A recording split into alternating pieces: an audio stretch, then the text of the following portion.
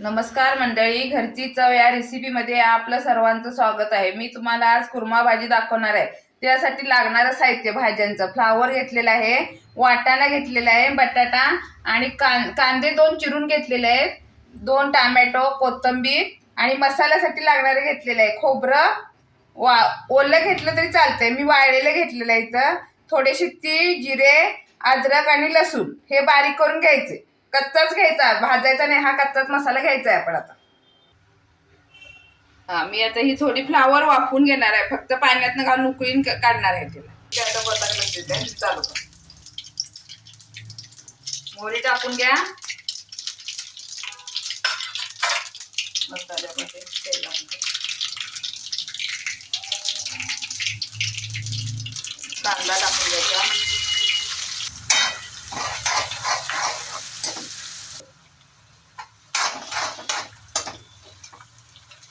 कांदा भाजलेला आहे असा। आता मी टोमॅटो हा मिक्सरला करून घेतला, फक्त बारीक, तसंच कच्चाच आहे पण बारीक मिक्सरला करून घेतला। त्याला मी 2 मिनिटं ठेवलेलं असं कांदा टोमॅटो भाजण्यासाठी, चांगलं शिजण्यासाठी ठेवला। पाणी सुटलेलं आहे। आता आपण याच्यामध्ये हा मसाला घालून घेणार आहे। आता मसाला 2 मिनिटं भाजून घ्यायचा।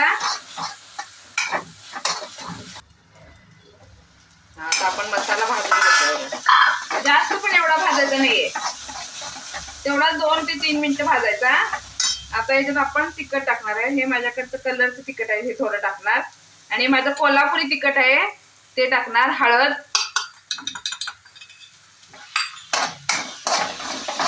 गरम मसाला थोडा टाका।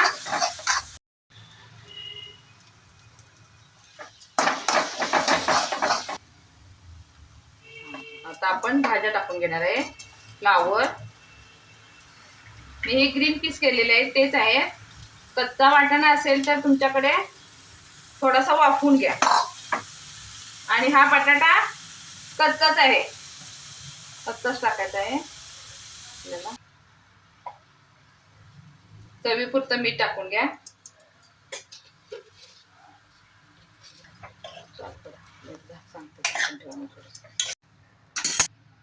आता आपण हलवून घेतलेला आहे बारीक गॅसवर। 2-3 मिनिटं राहू दे, झाकण घालून ठेवा त्याला, भाज्या चांगल्या वाफू द्यात परत। हे बघा, आता 2 मिनिटं ठेवलं, भाज्या सगळ्या ह्या अशा छान वाफल्या। बटाटा कच्चा असल्यामुळे त्याचा आपला वास पण निघून जातोय। आता आपण याच्यात पाणी घालायचं। हे माझं थोडंसं मसाल्याचं पाणी होतं ते घालणार, थोडं जास्तच घाला, नंतर ते घट्ट होऊन येते बटाट्यामुळे आणि मसाल्यामुळे, ते घट्ट होऊन येतं, ते जास्तच घाला तुमच्या आईला।